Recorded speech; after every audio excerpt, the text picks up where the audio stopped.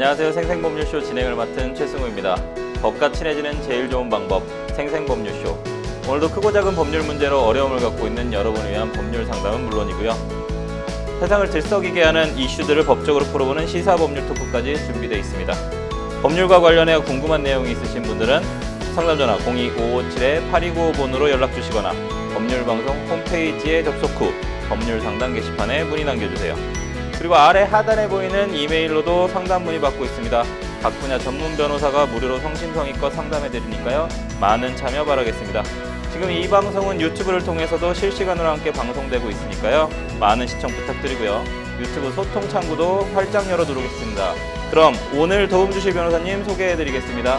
법무법인 상림의 정소영 변호사님 자리하셨습니다. 어서 오세요. 네, 안녕하세요. 법무법인 상림의 정소영 변호사입니다. 성심성의껏 최선을 다해서 상담을 해드리도록 하겠습니다. 네, 변호사님만의 명쾌상쾌 유익한 상담 기대해 보도록 하겠습니다. 생생법률쇼, 그럼 오늘 접수된 상담 미리 살펴보겠습니다. 과도한 합의금을 요구해요. 바람나 집 나간 아버지가 상속인, 믿었던 아내의 외도, 가짜 뉴스 때문에 명예가 실추됐어요. 이렇게 다양한 분야의 상담이 접수되었습니다. 잠시 후 변호사님과 함께 속 시원한 해결책을 찾아보도록 하겠습니다. 시청자 여러분도 어떤 해결책이 제시가 될지 계속해서 함께 지켜봐 주시기 바라겠습니다. 새롭게 돌아온 생생법률쇼 첫 순서는 시청자 여러분이 법과 친해지길 바라면서 금요일 법적인 상식을 굵고 짧게 설명해주는 시간, 금요일에는 새롭게 시행되는 법령을 한눈에 쏙 살펴보는 이달의 법령으로 함께합니다. 오늘 첫 번째로 소개할 법령은 군인사법 개정안입니다. 그동안은 군복무 중 신심장애로 복무가 적합하지 않다고 판단되면 본인 의사와 상관없이 전역 조치를 할 수 있었지만 군에서 임무 수행 중에 얻은 부상이나 질병으로 전역 후 사망하는 경우에는 전사자나 순직자로 인정받지 못해서 유가족들의 불만이 극심했었는데요. 이와 같은 문제를 해결하기 위해서 국방부가 대책 마련에 나섰다고 합니다. 변호사님, 어떤 규정들이 마련됐는지 좀 알려주시죠. 네, 지금 개정 군인사법이 2024년 5월 1일부터 시행이 되고 있는데요. 네. 그 주요 내용은 우선 첫 번째로 국내에서 주간 근무를 하면서 위탁 교육을 받은 군인에게 적용되는 의무 복무 기간 가산 규정이 정비가 되었고요. 그다음 두 번째로 군인의 보직 해임 사유를 보다 구체화했습니다. 그다음 세 번째로 군 특수 기술 직무 분야에 대한 국가 자격증의 대여 알선행위 금지 규정을 정확히 명시를 했고요. 그다음 네 번째로 전사자, 순직자의 인정 범위를 확대했는데요. 그 구체적 내용은 전사자 또는 공상자가 상해를 입어 심신장애로 전역한 후에 치료 중 사망한 경우에도 전공사상심사위원회에서 심사를 거쳐서 전사자 또는 순직자로 인정을 할 수 있도록 하는 그런 인정 범위 확대가 되었습니다. 그다음 다섯 번째로 성폭력 범죄 및 성희롱 피해자가 요청하는 경우에 징계 처분 결과를 통보하도록 하였습니다. 징계권자가 성폭력 범죄 및 성희롱에 해당하는 사유로 징계 처분 등을 하는 경우에 피해자가 요청할 때는 그 징계 처분 결과를 피해자에게 통보하도록 하는 규정을 새로 이렇게 정비를 했습니다. 네, 전공사상심사위원회 등을 통해서 조금 더 폭넓게 어떤 순직이나 전사자들이 좀 어떤 보상을 받을 수 있는 그런 좀 길이 열렸으면 좋겠고요. 그 다음에 피해자들 같은 경우에는 통보를 좀 못 받는, 군인사법이 사실 좀 문제가 좀 많았잖아요. 근데 그런 부분에서 좀 개선이 된 부분들이 좀 보이는 것 같습니다. 이어서 살펴볼 법령은 기존에 알뜰 교통카드 사용하셨던 분들이라면 눈여겨보셔야 할 개정안입니다. 알뜰 교통카드는 2020년부터 교통비 절감과 친환경 이동수단을 활성화하기 위해 시행된 사업인데요. 이런 알뜰 교통카드 사업이 5월부터 종료됨에 따라서 5월 1일부터 K패스 교통카드 사업이 새롭게 시행된다고 합니다. 현재 시행 중인 알뜰 교통카드에 대한 불편사항은 좀 개선을 하고요. 혜택은 좀 더욱더 확대됐다고 하니까요. 변호사님, 요 알뜰 교통카드가 K패스 교통카드로 조금 바뀌는 이 네. 부분인데 어떻게 네.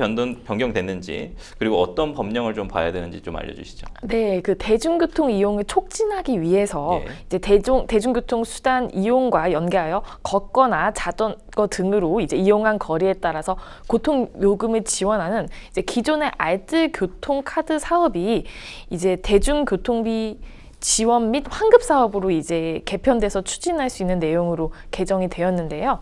예, 그래서 이제 대중교통비 지원 및 환급 사업에 의해서 K패스 사업이 추진이 됩니다. 이 K패스 사업은 일단 간단히 내용을 먼저 말씀드리면 월 15회 이상 정기적으로 시내버스와 지하철 같은 대중교통을 이용할 경우에 지출 금액의 일정 비율을 다음 달에 돌려받을 수 있도록 교통카드 사업을 하는 것을 의미하는데요. 기존의 이제 알뜰교통카드의 이용 불편은 개선하고 혜택은 보다 확대를 했습니다. 이 K패스 주요 내용을 좀 더 구체적으로 살펴보면요. 우선 첫 번째로 인구수 10만 명 이하 일부 지자체는 제외가 되고요.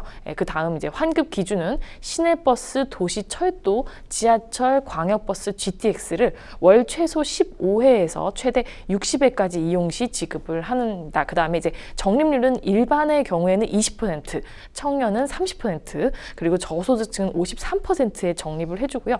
이 사용 절차를 좀 살펴보면요.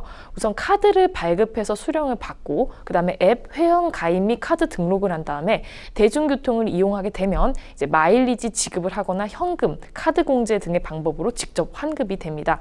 카드 발급은 카드사나 이제 은행에서 신청 및 수령이 가능하시고요. 그리고 회원 가입은 K패스 앱 또는 홈페이지를 접속하셔서 가능하십니다. 네.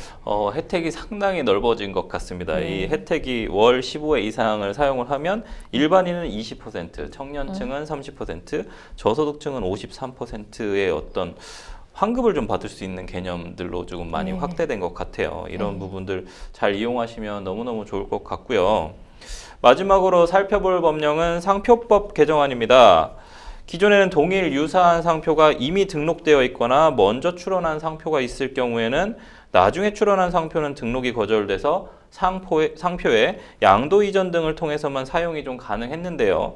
이로 인한 경영상 애로사항과 불필요한 상표권 분쟁을 줄이고자 특허청이 상표 공존 동의제 도입을 골자로 하는 개정 법안을 마련했다고 합니다. 저희가 맡았던 사건들도 이런 사안들이 좀 많은데 개정 내용과 함께 좀 예외 규정들도 좀 짚어주시죠, 변호사님. 네, 이제 상표 공존 동의제 이게 예. 이제 새롭게 이제 도입이 됐는데요. 출원 상표가 타인의 선 등록 상표와 동일 유사해서 상표 등록에 거절 사유가 있다 할지라도 선 등록자가 이에 대해서 이제 출원 상표의 상표 등록에 동의를 하면 상표 등록을 받을 수 있도록 하는 그런 제도입니다. 그래서 이제 동의에 의한 이 상표 등록에 대한 취소 심판 청구 사유에 대해서도 좀 개정이 됐는데요. 부정 경쟁 목적을 추가로 했고요. 또 취소 심판 청구 제척 기간을 3년으로 이렇게 새롭게 정비를 했습니다. 자, 이러한 상표 공존 동의제 말고도 여러 가지 이제 개정된 규정들이 있는데요. 그다음 두 번째로 이제 사용에 의한 식별력 인정 대상을 확대했습니다. 상표법 제33조 1항 7호에서 기타 식별력 없는 상표도 그 사용에 의한 식별력이 인정되는 상표로 그 이제 사용 결과 그 특정인의 출처 표시로 식별력을 획득하게 된 경우에는 그 상표 등록을 받을 수 있도록 하는 그런 내용을 이제 담고 있고요. 그다음 세 번째로 변경 출원의 우선권 자동 인정을 했습니다. 이 변경 출원이라는 게 뭐냐면요. 특허와 실용 실한 아니면 이제 상표, 단체 표장, 증명 표장 간의 지정 상품 추가 출원을 상표 등록 출원으로 변경한 걸 의미하는데요. 이 변경 출원의 기초가 되는 상표 등록 출원 등의 조약에 따른 우선권 주장이 되게 되면은 이 경우에는 변경 출원에 대해서도 그러한 주장이 있는 것으로 간주하는 그런 내용을 담고 있습니다. 그리고 등록료 반환 대상을 확대를 했고요. 그래서 이제 또 이와 별도로 추가적으로 이제 상속인이 없는 경우 상속 대상, 상표권에 대한 권리관계를 보다 명확하게 해서요. 상표권의 상속이 개시된 경우 상속권이 없는 경우에는 상표권이 소멸된다는 조항을 신설했습니다. 그리고 이제 국제 상표 등록 출원의 대체 요건을 확대했는데요. 국제 상표 등록 출원의 대체 요건을 이제 기존에는 그 국내 등록 상표, 지정 상표 전부를 포함하고 있는 경우만 있는데요. 이외에는 일부만 포함하는 경우에도 이제 하는 것으로 확대를 했고, 그 다음에 마지막으로 국제상표의 분할을 인정하고 있습니다. 국제상표 등록 출원 및 국제등록 기초상표권의 분할을 허용하는 현행제도에 나타난 운영상 미비점을 개선 보완을 했습니다. 네.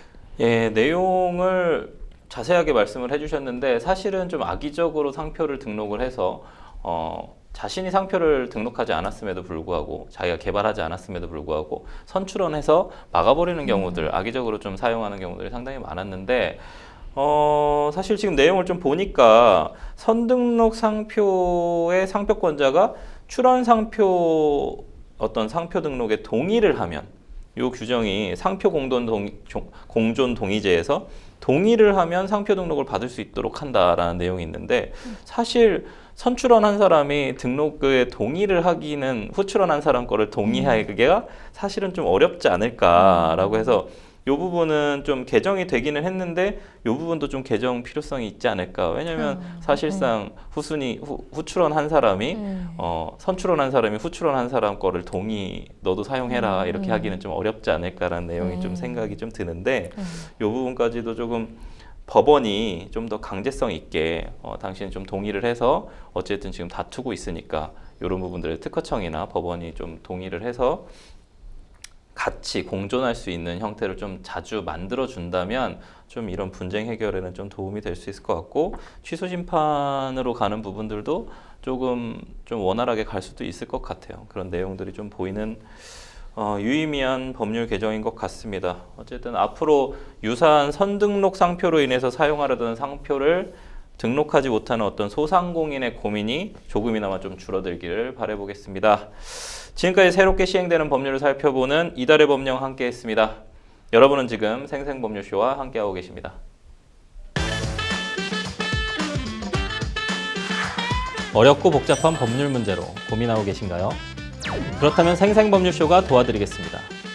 생생법률쇼에선 민사, 형사, 가사 등 각 분야 전문 변호사들이 매년 800여 건의 법률 문제를 속 시원하게 해결해드리고 있는데요. 그럼 무료로 법률 상담을 받을 수 있는 3가지 방법 지금부터 소개합니다.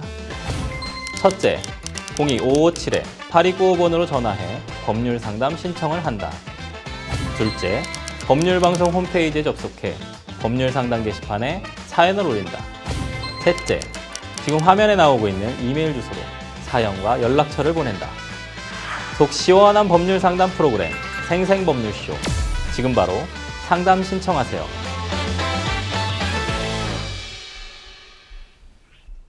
네, 지금부터는 생생법률쇼가 자랑하는 성심성의 무료 법률 상담 시작해 보도록 하겠습니다.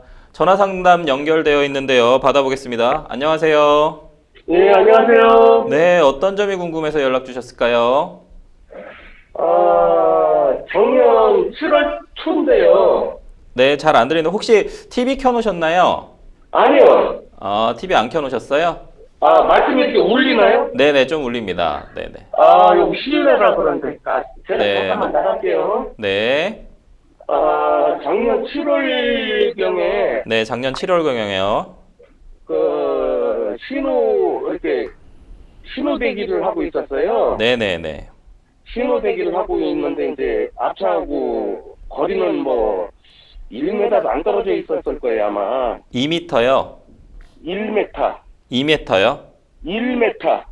몇 미터라고 하시나요? 네, 1m. 1m. 1m. 예, 1m. 네. 예, 그 정도도 안 떨어져 있는데, 네. 제가 옆 사람하고 무슨 얘기를 하다가, 예.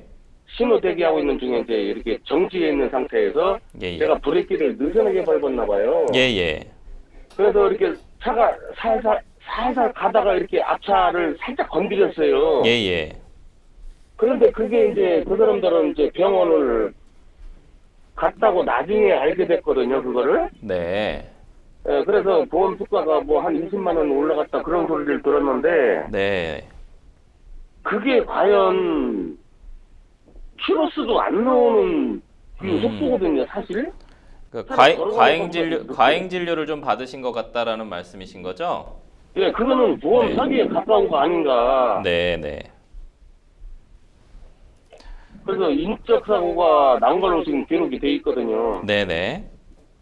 그래서 제가 좀 억울해서 아, 네네. 이런 것까지 내가 아무리 물론 제가 잘못한 한 거는 인정은 하지만 예, 예. 이건 아니다 싶어서 제가 전화 한번 드린 거예요. 아, 네, 그러시군요. 사연 좀 더 나눠보도록 하겠습니다. 옆에서 정소영 변호사님 나와서 듣고 계시거든요. 다 들으셨는데 예, 예. 상담 예. 받아보도록 하겠습니다. 예. 네. 네, 안녕하세요. 예, 안녕하세요. 네, 지금 신호 대기 중이라고 하셨는데 이제 뭐 별도로 신호 위반 같은 거는 없으셨던 것 같아요. 그쵸? 그렇죠. 그런 거는 없고 네, 차들이 왜 신호 대기하면 차들이 예를 들어서 뭐 선마대가 이렇게 쭉 서 있잖아요. 네, 예, 그런 상황이에요. 근데 제가 옆 사람하고 얘기를 하다가 네, 예, 그 브레이크를 밟고 있는 상태에서 조금 느슨하게 밟았나 봐요. 거기 이제 얘기하는 거에 신경 쓰느라고. 네, 그래서 차가 살살 가면서 살짝 부딪혔어요, 그냥. 네. 부딪혔다고 하기도 솔직히 좀 과언이에요. 그냥 살짝 닿았어요, 그냥. 닿은 정도요. 네. 예. 그리고 앞차가 뭐 급정거했다거나 그런 사정은 또 별도로 없으시고요. 그쵸? 예, 신호 대기하고 있었던 게 차들이 다 정지해 있는 상태에서 예, 예, 제가 이제 옆 사람하고 얘기를 하다가 이렇게 브레이크를 조금 느슨하게 밟았는지 차가 살살 가다가 살살 간 거죠. 그러니까 제가 느슨하게 밟으니까 차가 예. 그런 상태에서 이제 뒤를 살짝 건드렸어요, 제가. 네.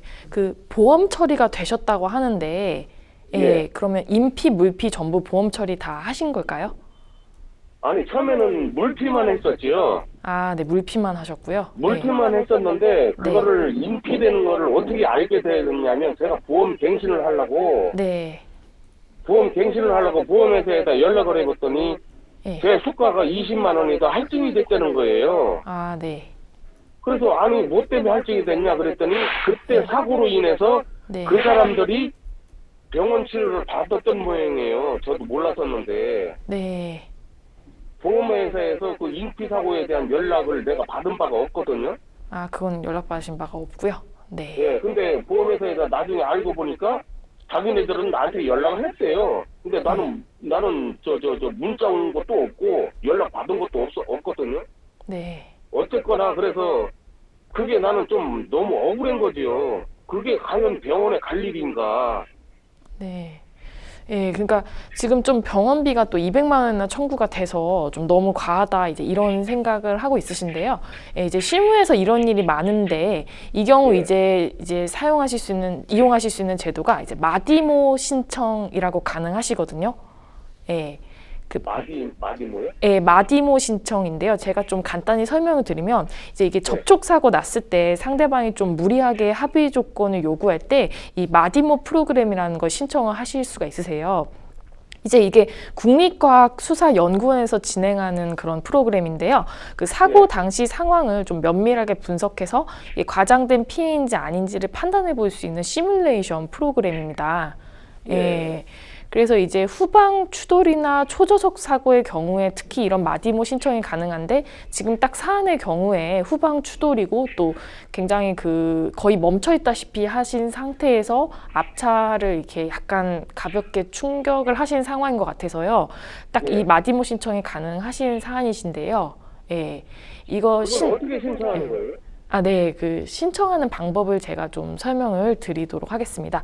관할 경찰서에 가시면 돼요. 그래서 경찰관한테 우선 블랙박스 영상, 그거 잘 이제 확보하셔서 가져가시고 또 차량 피해 상태 났을 때, 그러니까 접촉 사고 있으실 때 사진 같은 거 혹시 찍어 놓으셨을까요? 근데 어디가 뭐 쭈그러들거나 페인트가 벗겨지거나 뭐 이런 게 없어서 네. 그런 상황도 아니에요, 이게. 근데 아마 보험회사에서 물피 하셨으면은 이제 관련 좀 사진이나 자료가 있을 가능성이 높거든요. 그래서 제가 보험회사에다 연락을 해봤더니 네. 그 영상 기록을 다 갖고 있다고 얘기를 제가 들었어요. 예, 그럼 그걸 좀 이제 받으셔가지고요. 예, 예. 그거랑 이제 견적서 이런 부분도 아마 보험회사에서 자료가 그럼 있으실 텐데요. 예. 예, 그러니까 그런 자료를 좀 잘 정리해서 이 증거 자료를 좀 넘겨주시면서 그 수사관한테 말씀하셔서 마디모 신청이 가능하시거든요. 아, 예. 그래요? 네.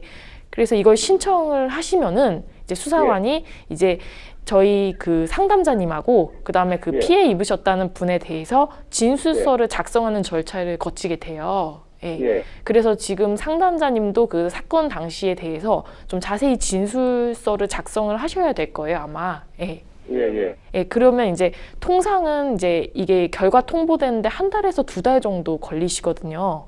예, 예. 네, 그래서 이게 이제 어떻게 되냐면요, 절차가 이 한두 달이 지난 다음에 이 마디모가 상해 없음 아니면 상해 있음 둘 중 하나의 판정이 나와요. 예. 예. 그래서 이제 상해 없음으로 판정이 되면은 이제 예. 쉽게 말하면 그 정도 접촉 사고만으로는 그 차량 안에 그 타고 있던 사람이 그 정도 상해를 입기는 어렵다 이렇게 판정이 되는 건데요. 예, 이 경우에는 피해자에게 이미 만약에 뭐 합의금이나 치료금 아직 지급하시진 않았지만 만약 지급한 게 있으시면 돌려받으실 수 있고 또 지금 피해자분이 자비로 병원비를 부담을 하고 있는 상황으로 보이는데 그러면 그냥 피해자님이 그 병원비를 자신이 전적으로 감수를 해야 되게끔 그렇게 예, 결론이 나올 수가 있거든요. 네, 근데 이제 제가 현재 이제 예, 그, 예. 그 사고 났을 당시에 보험 예, 회사에 연락을 해서 보험회사 직원이 왔었어요. 네, 그 왜 출동하는 분들 있잖아요. 사고 나면은 네, 그 사람들이 와서도 그러더라고. 이거는 인피는 아닌 것 같은데 예. 자기네들도 말로는 그래요. 그냥. 근데 나중에 알고 보니까 이게 인피 사고가 접수가 됐던 모양이에요. 저도 몰랐는데. 아, 네, 그러실 수가 그래서 있죠. 예, 보험이 다 돼가지고 만료가 돼가지고 이거를 갱신하려고 보니까 네. 그 사건이 있었다는 걸 그래서 알았어요. 그때. 아, 예, 그러니까 처음에는 모르셨는데 나중에 이제 보험료 예. 관련해서 할증이 된 걸 보고 그제서야 아시게 된 사안이시죠. 네. 그러니까 그런 그렇죠, 예. 경우가 많이 있으세요. 이제 처음에는 인피가 없다는 식으로 하다가 나중에 이제 인피가 추후에 이렇게 접수되거나 이런 사안이 지금 지금 사안과 같은 사안이 실무에 굉장히 많은데, 그러니까 이럴 네. 때 이제 가장 분쟁이 좀 많이 일어나죠. 그래서 아까 마디모 얘기를 좀만 더 돌아가서 제가 그 추후 좀만 더 설명을 드리면요, 이 상해 없음을 인정되면 굉장히 좋은데 문제는 마디모 상해 있음 판정이 나오실 수도 있어요. 경우에 따라서는. 예. 예, 그러면은 지금 상담자님께서 교통사고에 대한 손해배상은 물론이고 벌점, 벌금 이런 부분까지 좀 전부 감당해야 되실 수가 있거든요. 예. 그래서 마디모 이 신청하실 때 이 부분은 좀 고려를 하셔서 하시는 게 좋은데요. 또 이게 하나 제가 더 추가로 말씀드릴 게 이 마디모 분석 결과가 사실은 이제 강제성이 없어요. 지금 현 시점에서는. 예, 그래서 이제 보험사에서 결국 이제 인피도 아마 처리를 이 부분에서 또 추가적으로 처리를 하게 될 수가 있는데요. 지금 사안에서는 인피 접수가 처리가 된 걸로 알고 있어요. 지금. 이미 되셨어요. 네. 예. 아, 인피 처리가 됐는데 그러면 보험 처리는 다 끝나신 거네요. 예. 그렇지 실질적인 보험 처리는 다 끝났지요. 근데 아, 이제 예. 나중에 제가 할증이 붙은 게 너무 억울해가지고 근데 이제 이건 아닌데 근데 할증이 예, 그죠. 억울하실 수 있죠. 예, 그러니까 이 부분 관련해서 일단 보험사 처리가 끝나셨는데 사실은 이제 형사상 합의는 또 별도로 하셔야 되는 부분이 약간 있어요. 지금 그것 때문에 또 보험료, 그 병원비 200만 원 얘기를 했을 가능성이 높거든요. 예. 그리고 할증, 예. 200만 원인지 뭐 액수는 정확히 모르는데 할증이 20만 원 붙었다는 거예요.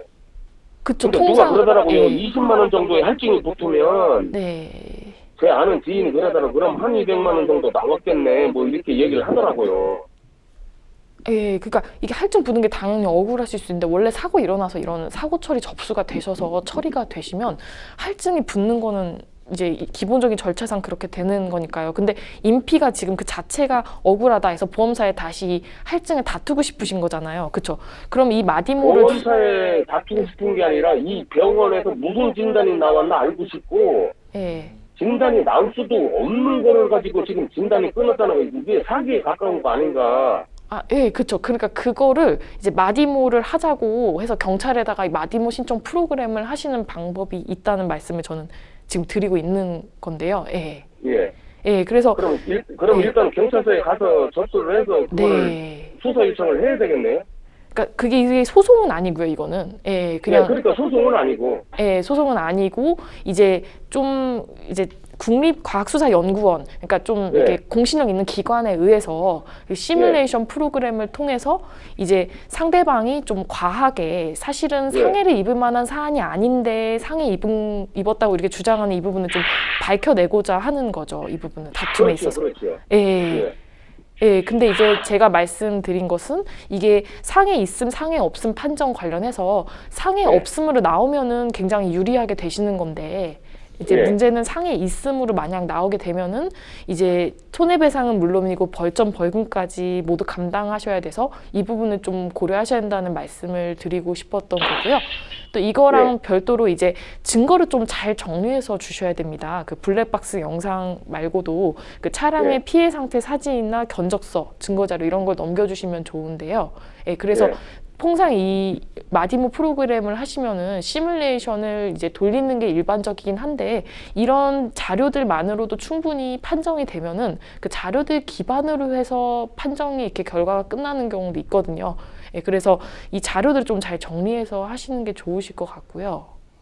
네, 그래요. 이렇게 하시면 이제 상대방이 만약 과하게 사실 상해 입을 상황이 아닌데도 이렇게 그 주장을 하고 있다면 그 부분은 좀 밝혀낼 수 있는데 좀 도움이 많이 되는지 않을까 그렇게 생각이 듭니다. 예. 예, 그럼 일단 예. 저 경찰서에 가서 접수를 해야 되겠네요. 네, 맞습니다. 그게 좋으실 것 같습니다. 예, 그래요. 잘 알았습니다. 네, 상담자님. 예, 예. 네, 저희 옆에서 정소영 변호사님께서 어떤 원인을 어제는 저희는 이제 인과관계 상담자님 저희 전화 끊기 전까지는 저희 좀 예. 전화 좀 시끄러워가지고요 좀 받아주시면 좋을 것 같고 마디모 신청을 한번 해봐라 경찰서에 가서 왜냐면 예. 이제 후속 차량이 뒤에서 왔었던 차량이 추돌을 한 상황인데 사실은 뭐 아시다시피 앞에 차량에 전방 차량에 사람이 타고 있으면 일반적으로 인피도 접수를 해달라고 하는 경우들이 일반적이잖아요. 예. 그렇죠. 그래서 이제 인피 접수를 해서 치료를 했는데 치료비가 좀 과잉해서 과잉 진료가 나온 것 같다라는 부분이 지금 다투시는 사실인 것 같아요. 그렇죠. 예, 과잉도 과잉이고 네, 네네. 그 정도 사고 갖고는 병원에 갈 일이 아닌 것 같은데. 그러니까요. 병원도 원래는 안 갔어도 되는데 지금 전화가 계속 울리시거든요. 혹시 밖에서 받으실 수 있으실까요? 네, 네네네. 네네. 그래서 이제 과잉 진료가 된다면 치료를 받으시지 않아도 되는 상황이고 또 치료를 받더라도 어쨌든 치료를 받더라도 조금 너무 과도한 진료비가 나온 것이 아닌가에 대한 다툼인 것 같습니다. 그래서 보험사에 있는 자료들을 가지고 경찰서에 좀 접수를 해서 그래서 좀 진행을 하셔야 될 것 같고 어쨌든 전화 주셔서 감사하고요. 오늘 상담은 여기까지 진행하도록 하고요. 저희가 전화 마치고 좀 더 이제 정 변호사님이랑 옆에서 제가 좀 얘기를 좀 나눠볼 테니까요. 그 내용 좀 보시고 저희 방송 어쨌든 유튜브로 다시 재생해서 보실 수 있거든요. 혹시 이해 안 가시는 부분이 있거나 하시면 다시 재방으로 좀 보시면 더 도움이 될 것 같습니다. 예, 감사합니다. 네, 수고하셨습니다. 네, 전화 주셔서 감사합니다. 네. 네, 정 변호사님. 이게 사실은 일반적으로 사람이 타고 있는 상황에서 한마디로 차에 그냥 뭔가 동승자나 이런 사람들이 있을 때 우선 접촉사고 나면 뭐 비접촉사고 같은 경우도 인피 등록하는 경우들이 상당히 많지 않습니까? 그렇기 네. 때문에 인피는 등록이 된 것 같은데 물론 뒤에 후속 차량 입장에서는 1m 근방이었고 네. 사실 아주 가까운 거리에서 부딪혔기 때문에 어떻게 이게 사람이 다칠 수 있는가, 어떻게 상해가 발생할 수 있는가, 치료를 받을 수 있는가 이런 부분들에 대한 좀 억울함이 있으신 것 같고 또 한 발 더 나아가서 아 그래 치료는 받은 거는 알겠는데 그럼에도 불구하고 진료비가 200만 원은 너무 과도한 진료비 아닌가. 사실은 뭐 실무상 보험사에서도 이제 어떤 진료비를 과다 청구하거나 뭐 병원에서도 과다 청구하거나 이런 부분들에 대해서 사실은 자신들의 어떤 실적으로 인해서 그런 부분들이 또 현실에서 또 발생하고 있는 것도 사실이거든요. 이게 실비보험이나 이런 부분들이 또 많이 좀 영향을 주는 부분들도 있는데 만약에 진짜로 과잉 진료가 됐다, 과잉 진료가 된 상황이라고 한다면 어떻게 다툴 수 있을까? 그러니까 마디모를 해서 진실을 밝혀내는 이게 상해가 있을 만한 사고다, 상해가 없을 만한 사고다를 밝혀내는 것도 중요한데 만약에 상해가 좀 없다, 혹은 있어도 아주 경미하다, 그럼 진료비가 좀 너무 과다하게 나오지 않았을까라는 부분을 어떻게 해서 조금 다시 제 자리를 잡아서 지금 좀 올라갔던 보험갱신할 때 어쨌든 이렇게 증액됐었던 어떤 보험료에 대해서 좀 다툴 수 있는 방법 있으면 뭐 하나만 좀 알려주시죠. 아, 네. 그러니까 통상 이 교통사고 관련해서 사건을 제가 실무에서 담당하다 보면은 가장 중요한 게 결국은 사고 당시에 그 피해가 어느 정도였는지 이런 블랙박스 그리고 피해에 관해서 사진 찍으시고 이런 게 또 굉장히 중요하신 것이요. 이게 나중에 그 당시에는 이제 뭐 피해가 없다고 했다가도 나중에 갑자기 이렇게 인피가 있다 이런 경우들이 굉장히 많거든요. 그래서 사고 당시의 증거 이거를 잘 확보해서 이제 사고 당시 과연 그 정도, 즉 상해가 일어날 정도의 사고였는지 이거를 판단할 수 있는 증거 자료를 잘 정리해서 제출하시는 것, 그것이 가장 중요하게 생각이 됩니다. 네. 우선은 보험료 할증된 부분들에 대해서 지금 상당히 좀 억울해하고 계신 부분인데 우리 정 변호사님께서 잘 정리를 해주셨듯이 마디모 신청을 한번 해볼 수 있는 부분, 그다음 왜냐하면 그때 원인이 어떻게 발생했는지 이 사고의 원인과 결과적으로 어떤 상해를 입었는지는 상당히 인과관계적으로 중요한 부분이니까 그 부분에 대해서 조금 더 구체적이고 명확한 증거들을 좀 수집을 해서 그래서 이제 경찰서의 도움을 받거나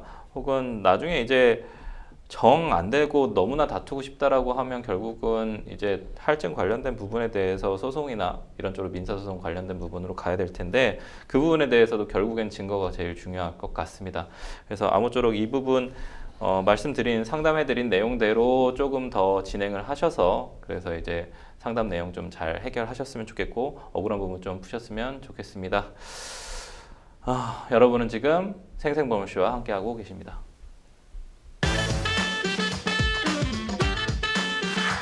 어렵고 복잡한 법률 문제로 고민하고 계신가요? 그렇다면 생생법률쇼가 도와드리겠습니다. 생생법률쇼에선 민사, 형사, 가사 등 각 분야 전문 변호사들이 매년 800여 건의 법률 문제를 속 시원하게 해결해드리고 있는데요. 그럼 무료로 법률 상담을 받을 수 있는 3가지 방법 지금부터 소개합니다. 첫째, 02-557-8295번으로 전화해 법률 상담 신청을 한다. 둘째, 법률방송 홈페이지에 접속해 법률 상담 게시판에 사연을 올린다. 셋째, 지금 화면에 나오고 있는 이메일 주소로 사연과 연락처를 보낸다. 속 시원한 법률 상담 프로그램 생생법률쇼, 지금 바로 상담 신청하세요.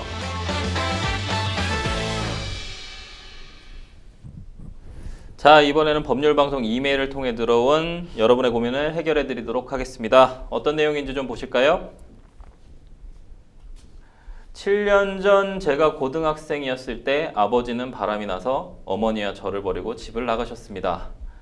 이후 아버지는 어머니를 상대로 이혼 청구를 하셨지만 법원은 아버지가 유책 배우자라는 이유로 기각 판결을 내렸습니다.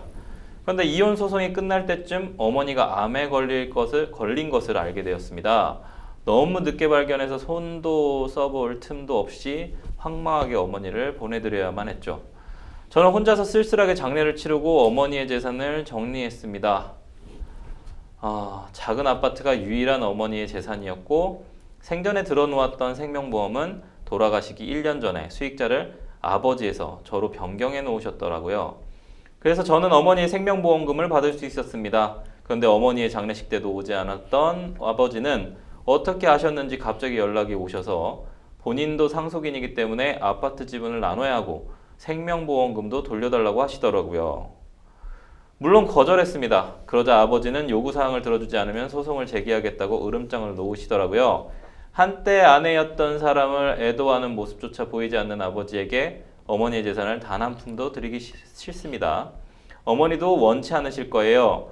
저는 앞으로 어떻게 대응해야 할까요? 눈앞이 막막합니다. 변호사님, 이 어떤 상속 문제인데 민법에서 정한 상속 순위를 좀 먼저 알아야 될 것 같습니다. 자세히 좀 설명을 좀 해주시죠. 네. 그 민법 제1000조 그리고 1003조에서 상속 순위를 정하고 있는데요. 제1수위는 피상속인의 직계 비속, 그리고 제2수위는 피상속인의 직계 존속, 그리고 제3수위는 형제 자매, 제4수위는 사촌 이내의 반계 혈족입니다. 배우자 같은 경우에는 1, 2순위 상속인이 있을 때 동순위로 공동 상속인이고요. 1, 2순위 상속인이 없을 때는 단독 상속인이 됩니다. 그럼 이런 경우에는 지금 이메일로 상담 오신 분들 경우에는 어머님 명의로 된 아파트의 경우 상속 순위에 따라서 아버님도 상속 대상에 포함이 되는 건가요? 아, 네. 그 지금 어머님의 아파트 같은 경우에는 그 배우자인 아버지 그리고 상담자님 즉 직계 비속 이렇게 둘이서 동순위로 공동 상속인이 됩니다. 네. 아, 근데 너무 좀 억울할 것 같아요. 이게 이혼 소송이 종결이 안 돼서 그럼 얘기를 해주시는 것 같은데 어머님 돌아가시기 전에 보험 수익자 변경하셨거든요. 이 부분 좀 증여로 본다고 하면 상담자께서 아버지에게 생명보험금의 일부를 돌려줘야 될 수도 있을까요? 예, 그 어머니께서 돌아가시기 전에 지금 예. 보험 수익자를 아버지에서 상담자로 변경을 하셨는데요. 네. 이 부분은 이제 말씀하신 대로 증여로 볼 수 있고요. 그렇기 때문에 상속 대상 재산에 포함이 됩니다. 그래서 이 경우에 이와 관련해서 아버지가 유류분 반환 청구를 충분히 할 수 있는 사안이거든요. 그러면 지금 상속 대상 재산 중에 아버지의 법적 상속분인 5분의 3 중에서 유류분 유린 2분의 1을 곱한 10분의 3을 좀 반환을 해주셔야 할 수 있는 좀 그런 사안이십니다. 그렇다면 이 경우 생명보험금 일부도 좀 돌려줘야 할 수 있게 되겠습니다. 예. 아, 보험금하고 아파트 모두 다 상속재산 분할 대상이 된다라는 내용이고 유류분 반환 청구하면 10분의 3까지 반환해야 된다라는 내용 얘기해 주셨는데 좀 지금 상담자님께서는 조금 다른 방법이 조금 필요하신 것 같아요. 만약에 재산 안 나눠주면 아버님께서 재산 나눌 때까지 소송 불사하겠다라고 얘기를 했는데 상담자께서 가장 현명하게 대처할 수 있는 방법이 뭘까요? 예, 지금 아버지께서 유류분 반환 청구 소송을 충분히 할 수 있는 상황입니다만 이와 관련해서 상담자님이 이제 아버지와 좀 잘 상의하셔서 상속 분할, 상속 재산 분할 협의서를 작성하는 방법이 있을 수 있겠습니다. 그래서 이 상속 재산 분할 협의서 내용은 아버지가 이제 유류분을 포기하고 적정량의 상속 재산을 함께 나눈 그런 방식으로 해서 협의를 하시는 것이 가장 좋을 것으로 보입니다. 그럼 유류분보다는 어쨌든 적은 금액으로 합의를 하는 협의서를 써야겠죠? 아, 네, 좀 약간 그런 식으로 될 수 있겠죠. 네. 해주실지는 모르겠습니다만 네. 사연에서는 1년 전에 보험 수익자 변경했다고 나와 있거든요. 상담자께서 언제 보험 수익자로 좀 지정됐는지도 법원 판단에 중요한 영향을 미칠까요? 아, 네, 맞습니다. 이 유류분 반환 청구의 경우에 피상속인이 사망한 시점, 즉 상속 개시를 기준으로 해서 1년 이내에 증여된 재산은 전부 다 그 상속 재산을 미리 선급받은 특별수익으로 보기 때문에 상속 대상 재산이 되는데요. 근데 이제 예외적으로 당사자 쌍방이 유류분 권리자에게 손해를 가할 것을 알고서를 증여한 경우에는 그때는 1년 이전에 한 증여라고 할지라도 특별수익으로 봐서 상속 대상 재산에 포함이 됩니다. 근데 사안처럼 지금 이제 상담자님은 상속인 중 한 명이잖아요. 이렇게 상속인에게 증여가 된 때에는 1년 이전에 증여라고 할지라도 당사자 쌍방, 즉 피상속인과 상속인 둘이서 함께 그 유류분 권리자에게 손해를 가할 것을 알고 증여한 것으로 보기 때문에 1년 이전 증여라 할지라도 상속 대상 재산에 포함돼서 유류분 반환 청구의 대상이 됩니다. 네. 유류분 반환 청구 이게 언제든 신청할 수 있는지 이 기간도 좀 알려주셨으면 좋겠어요. 유류분 반환 청구의 어떤 소멸시효나 이런 부분 좀 말씀해 주시죠. 네, 그 민법 1117조에 의해서요. 유류분 반환 청구 소멸시효는 이제 반환하여야 할 증여 또는 유증을 한 사실을 안 때로부터 1년 그리고 상속이 개시된 때로부터 10년 이내에 청구를 하셔야 됩니다. 이러한 소멸시효 기간을 이제 준수하셔서 청구를 하셔야 하겠습니다. 네, 상담자님께서 이 소멸시효 관련된 부분 잘 염두에 두셔가지고 상속재산 분할 협의서를 조금 협의로 작성해 보시고 안 됐을 때는 유류분 반환 청구 들어올 것이 뻔할 것 같은데 그러면 좀 나눠줘야 되는 결과가 좀 발생할 수 있겠죠, 변호사님? 네, 맞습니다. 네. 지금 어찌됐건 지금 아버지께서 적법한 유류분 권리자기 때문에 네. 상속재산 분할 협의가 되지 않으면 당연히 이제 그 법령에 정해진 그런 유류분율 관련해서 좀 반환을 해주셔야 되는 사안이십니다. 네. 네, 상담자님께서 이런 부분들 잘 검토하셔가지고 어찌됐든 잘 해결하셨으면 좋을 것 같습니다. 저희는 두 번째 이메일 상담으로 넘어가 보도록 하겠습니다. 어떤 내용인지 좀 보실까요? 결혼 5년 차 남편입니다. 아내와 저는 아이가 없어서 맞벌이 중인데요. 얼마 전부터 아내가 밤에 늦게 들어오거나 연락이 끊긴 채 술을 마시는 경우가 잦아졌습니다. 저는 별 의심 없이 일이 바쁜가 생각했지만 점점 늦게 들어오는 빈도수가 늘어나자 혹시나 하는 마음에 아내의 스마트폰에 GPS 추적 앱을 깔아두었습니다. 한 달쯤 지났을 무렵 아내의 동선을 추적해보니 회사에 있었어야 할 아내가 오피스텔이나 모텔에 있었던 것을 알게 되었습니다. 아내에게 이에 대해 캐묻자 별다른 변명도 없이 남자가 생겼다며 이혼을 요구했습니다. 저는 가정을 지키고 싶어 되려 아내의 마음을 돌리고자 설득했지만 아내는 간통죄도 없어졌는데 무슨 수로 이혼을 막을 거냐며 저를 더욱더 비참하게 만들었습니다. 아직 아내와 이혼을 하진 않았지만 아내는 현재 집을 나가 상간남과 함께 동거를 하고 있습니다. 가정을 지키고는 싶지만 한편으로는 제게 이런 수모를 준 아내가 마땅한 처벌을 받았으면 좋겠습니다. 저는 어떻게 하면 좋을까요? 변호사님 좀 안타까운 사연입니다. 이게 뭐 상대방의 마음이 제 마음대로 되지는 않겠지만 간통죄 폐지에 대한 얘기가 좀 나왔어요. 우선은 지금 좀 폐지된 간통죄 역사에 대해서 좀 알려주시죠. 네, 간통죄는 1953년에 제정이 되었는데요. 네. 5번 만에 헌법 소원을 이제 거치게 되면서 위헌으로 결정이 되었습니다. 네. 우선 이제 1990년 그리고 1993년에 6대 3으로 합헌 결정이 났었고요. 네. 이 두 차례의 헌법 소원 이후에 세 번째로 2001년에도 이제 8대 1 합헌 결정을 받았고 또 2008년에 4대 4대 1로 헌법 불합치 결정을 받았는데요. 이후에 2015년 2월 26일에 7대 2로 위헌 판결을 받으면서 62년 만에 역사 속으로 사라졌습니다.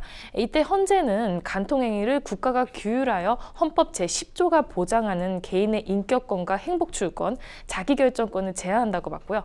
또한 헌법 제17조 사생활의 비밀 자유도 침해한다고 봤습니다. 다수 재판관이 간통을 형벌로 다스리는 것은 적정하지가 않고 비록 비도덕적 행위라 할지라도 개인의 사생활의 자유에 포함되는 내용이기 때문에 혼인 생활을 유지하는 것은 그 개인의 자유로운 의사에 맡겨야 한다는 그런 취지로 판시를 하였습니다. 네. 어떻게 보면 양 당사자 간에 부부간의 양 당사자 간에 조금 더 열심히 노력을 해라 라는 취지의 판결이기도 한 것 같아요. 결정문이기도 한 것 같습니다. 그러니까 형벌을 처리할 것이 아니라 민사적으로 해결해라 이런 부분이 있지 않습니까? 아내가 외도한 거는 좀 기정사실인 것 같아요. 이런 부분에서 남편은 이혼을 원하지 않는 상황인데요. 아내에게 처벌이란 말이 좀 익숙하지 않지만 처벌이라고 상담자님께서 보내셨으니까 어떤 처벌을 좀 받게 할 수 있을까요? 네, 사실상 아내분을 외도로 형사처벌을 하기는 어렵고요. 지금 간통죄가 네, 폐지된 그렇죠. 상황이라서 형사적 처벌은 어렵습니다. 다만 민사상으로 상간에 대해서 불법행위 손해배상 청구, 즉 위자료 청구 소송을 진행을 하실 수 있겠습니다. 네, 당연히 뭐 결국 이혼을 결심을 만약에 한다고 하면 아내분한테 어느 정도 위자료를 좀 받아낼 수 있을까요? 그리고 이혼 소송을 꼭 청구를 해야만 위자료를 받을 수 있나요? 꼭 이혼 소송을 청구해야만 위자료를 받을 수 있는 건 아니고요. 네네. 예, 근데 통상 실무에서는 아무래도 이제 진행되다가 나중에 또 이혼 청구도 병합해서 예, 하시는 예. 경우도 굉장히 많긴 하죠. 예, 네.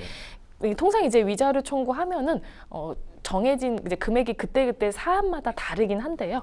보통은 한 3천만 원 정도 받으실 수 있고 최대 네. 5천만 원까지 인정되는 경우도 있습니다. 네네. 현재 상담자 아내는 좀 상간남과 함께 동거 중이라고 합니다. 이 부분이 이혼 소송에서 좀 유리하게 작용할 수 있을까요? 네, 지금 상담자의 아내분이 상간남이랑 동거를 하고 있기 때문에 그 혼인상 동거 의무를 지금 네. 이제 위반하고 있거든요. 또 부정한 행위를 한 것도 맞기 때문에 네. 지금 아내분에게 여러 가지 귀책 사유가 있는 것이라서 상담자님께서 만약 이혼 소송을 진행하게 된다고 하시면 상당히 유리하게 그렇게 적용될 수 있는 부분으로 보입니다. 근데 문제는 GPS 추적 장치를 스마트폰에다 앱을 깔았단 말이에요. 이 부분 사실 예전에 연예인 사건에서도 좀 나왔습니다만 좀 이게 발목을 잡을까요? 안 잡을까요? 네, 이렇게 GPS를 이렇게 지금 설치한 경우에는요. 네. 그 위치정보법 제15조 1항 그리고 제40조에서 규정하고 있는 개인 위치정보 불법 수집에 해당이 되십니다. 그래서 3년 이하의 징역 또는 3천만 원 이하의 벌금에 의한 형사처벌이 가능하신 사안이십니다. 네, 어쨌든 형사처벌이 다른 쪽으로 또 될 수 있는 위험성이 있기 때문에 이런 부분까지 잘 염두에 두셔가지고 이혼을 안 하고 상간남과 좀 마음적으로 계속 심적으로 왔다 갔다 하시겠지만 이혼을 결심을 하시고 위자료 청구를 하시는 부분들도 한번 생각해 보시기를 바라겠습니다. 저희는 세 번째 이메일 상담 넘어가도록 하겠습니다. 세 번째 이메일 상담 뭘까요? 저는 당에 소속되어 시의회에서 활동하고 있는 정치인입니다. 작은 도시지만 시민들이 편하게 생활할 수 있도록 최선을 다하고 있는데요. 얼마 전 신문사에서 인터뷰 요청이 들어와서 제가 하는 일을 알릴 수 있을 것이란 기대를 갖고 열심히 인터뷰에 응했습니다.